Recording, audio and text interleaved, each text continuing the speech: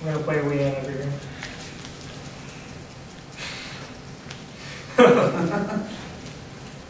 Okay, good to go. Everybody's good to go. So we can okay, so I am going to be talking about how to approach teaching students who are visually or hearing impaired. Taylor, you have 2 seconds. When I say visual impairment, what's the first thing that comes to mind? Go. Blind. Okay, good. And Josh, hearing impaired, 2 seconds. What? Hearing impaired? 2 seconds. Good. Oh, I get it. Funny. All right. Someone hearing aid? Okay, all right, good. Okay, cool, great. So, blind, hearing aid, all right, I was expecting deaf, but yeah, that's definitely good. Okay, John, visually impaired. Josh, visually impaired. Katie, visually impaired. Me, visually impaired. Why? Yeah. Glasses, right? Contacts, right? Definitely.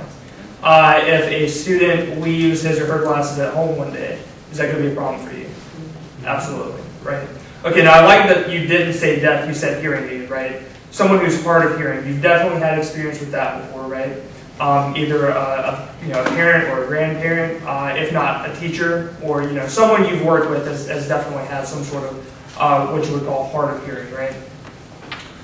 So the point of pointing that out is that the definition of visually impaired or hearing impaired is not necessarily a specific thing. It's very broadly defined, and you can come across a lot of different scenarios where students are going to find themselves with some form of visual impairment or hearing impairment.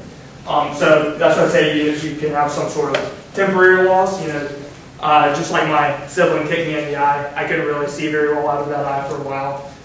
Maybe she kicked me in the ear, I couldn't hear very well out of that ear for a while. We're going to look at some scenarios where it's a bit more realistic, but definitely temporary losses. Also permanent impairments like the need for glasses, for contacts.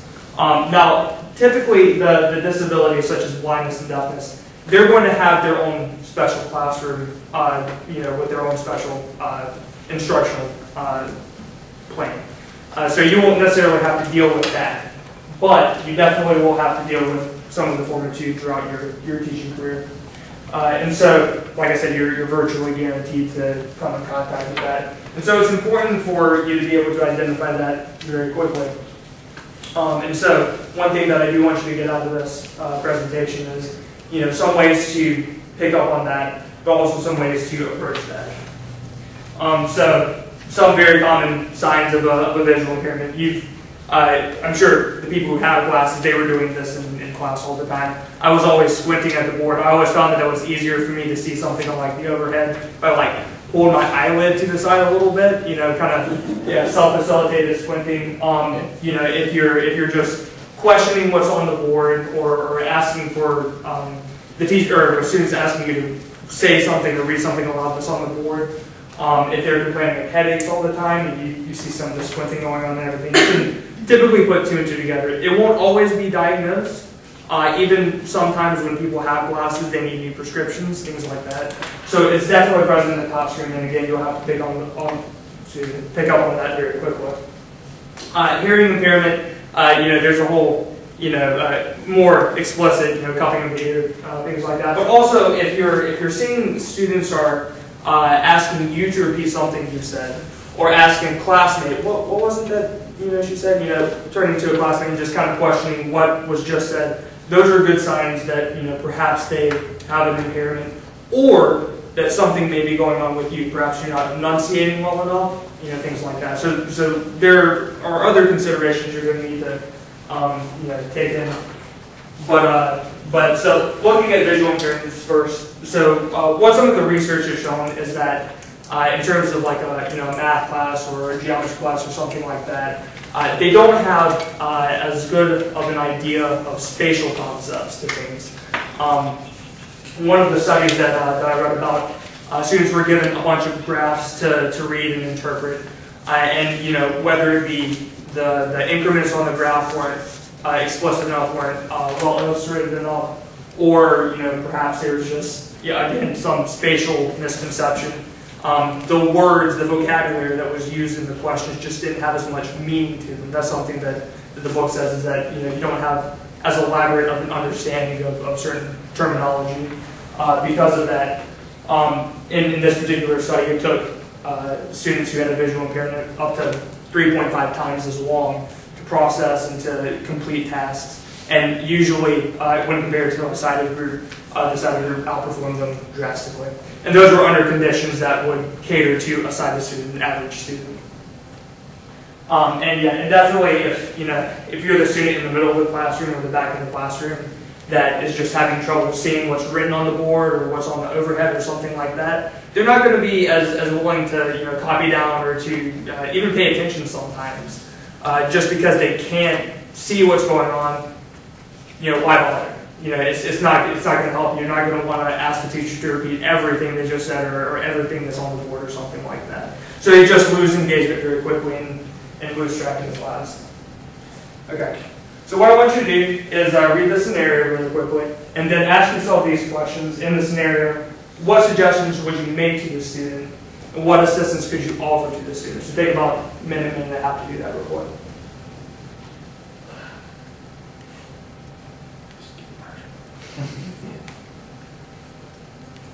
Even before class.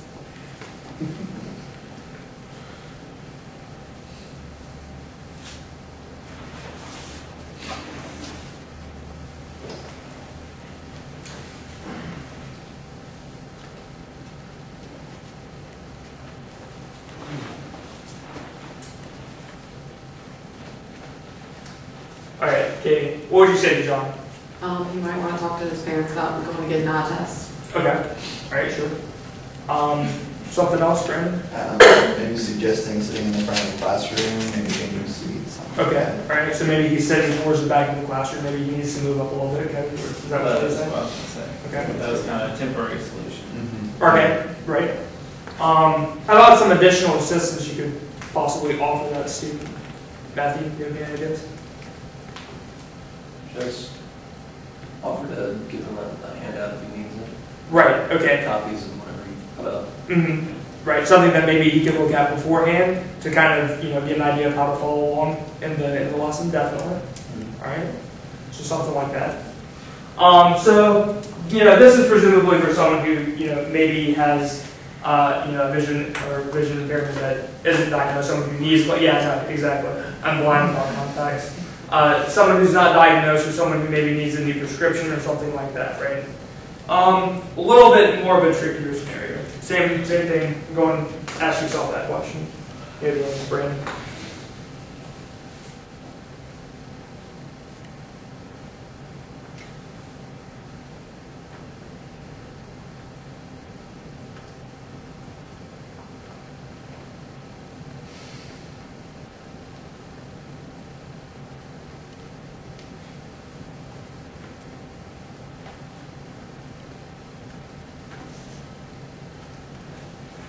So Brandon, if you were teaching yourself, what do you think you should change about your lesson to kind of help yourself? Definitely, I think the best way would be models, actual physical models. I can, move around my hands, maybe touch, and use other senses too, instead of just the vision on the board of a 2D model. Right. Of shape. Perfect. Okay, so something hands-on, right? Okay, perfect. So, looking at what the textbook said and looking at what some of the research said, as these are the things, exactly the things that you guys pointed out. So, preferential seating is the most common and albeit temporary solution to allow the student to have clearer vision. Again, if they're not seeing what you're putting up, if they're not picking up what you're putting down visually, then they're just not going to be engaged. They're not going to attempt to learn. They're not going to attempt to follow you. They're just going to fall behind more and more and more, right? You want them to establish that deep conceptual understanding. They're not going to be able to do that if they're just not getting the material that you're giving in class, right? And definitely what you said, giving a student a copy of notes, particularly enlarged notes if need be, something, give them a magnifying glass or, give them something with increased font or something like that. Definitely something that they can follow along with. And again, get a good idea of how you're going to be giving the lesson so they're not as lost, they don't spend as much time, trying to make up what they've maybe missed or something. Okay? Some other things you said, provide hands-on experience for them, right? The example with the different polyhedrons, you know, a poster or something, you know, a nice diagram or something that's just not going to cut it for that. Probably not for that anyway. But you would want to you know, give them these shapes, give them, you know, things if they're trying to learn, you know, the concept of an edge or a face or a vertex or something like that. You want to give them these models so that they can play around with it a little bit and definitely get a good idea of what you're trying to convey.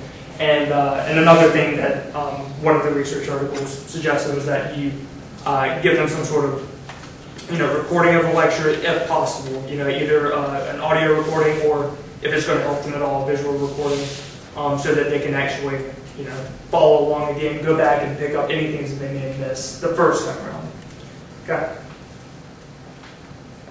So for hearing impairment, now this is a little bit trickier, and I honestly didn't find a whole lot on this, but definitely something that's a problem. Now, you know, I had a girl in one of my classes I took last semester. She definitely wasn't deaf. She definitely, you know, was able to pick up, you know, and have discussion, class discussion. So you know, it wasn't that she couldn't hear necessarily, but perhaps she had some sort of hearing aid or something, because one of the signs that you kind of saw was that she had kind of that confused vowels. Instead of having like the 5 distinct vowels and their you know, different phonemes, you didn't really get that. A lot of them were very blurred. A lot of them were very confused.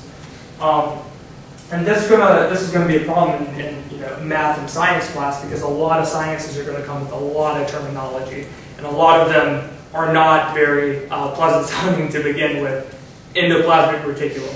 How do you spell that? I don't know. Well, I do know, but you know, I mean, these are the kind of things that you're going to want to make sure that not only, you know, you're addressing as a teacher to make sure that you're enunciating and things like that, but also that the students who may be hearing impaired are going to be able to pick up. You're going to see you know, lack of proficiency in writing and spelling, and also in speaking. You know, they might not be able to repeat something that you said.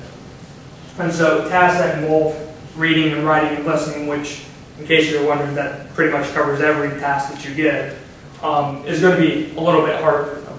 So you're going to want to, you know, keep an eye out for that and consider that, you know, they're going to be struggling in pretty much everything if they have a hearing impairment. Okay. So looking at another couple scenarios real quick.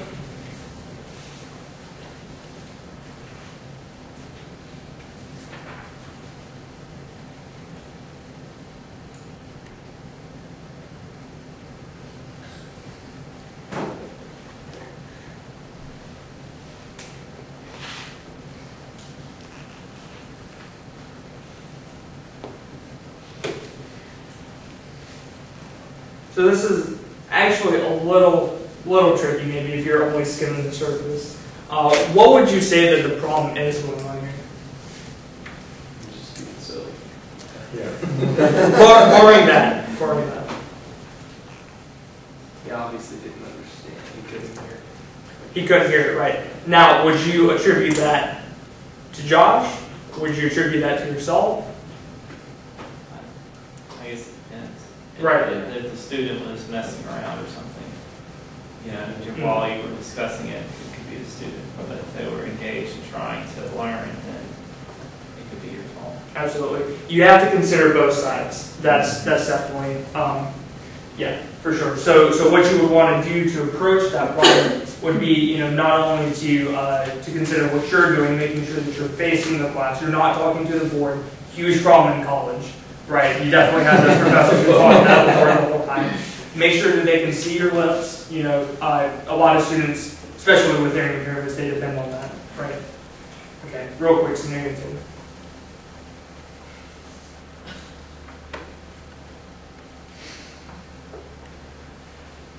This is a realistic scenario that you're going to have with high school students, right? Maybe not necessarily with Dragon Force, but you know, they're going to come in with, you know, whatever sort of, you know, whatever they did last night. They're not going to be able to hear you very well.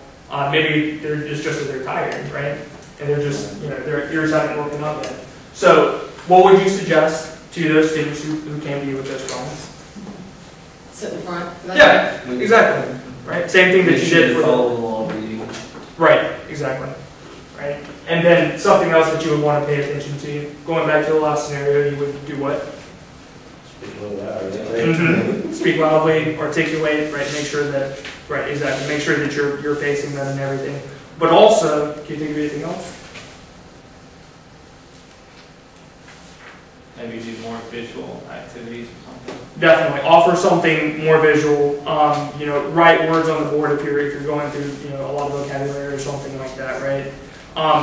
Thinking back to Katie's topic, the ADD and ADHD, right? What would you want to do for both someone who had a little hearing problem that day, or for someone who's ADD or ADHD? What would you want to try to prevent in the classroom setting? Think about the students. What's going on in the classroom?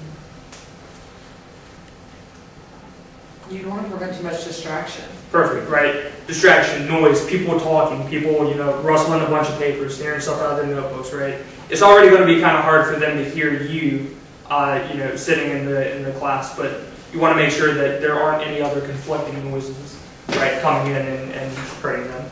And so, I'm just about out of time, but I mean, basically, this is exactly what you guys just said, right? Those are the kind of things that you're going to want to do. So, are there any questions?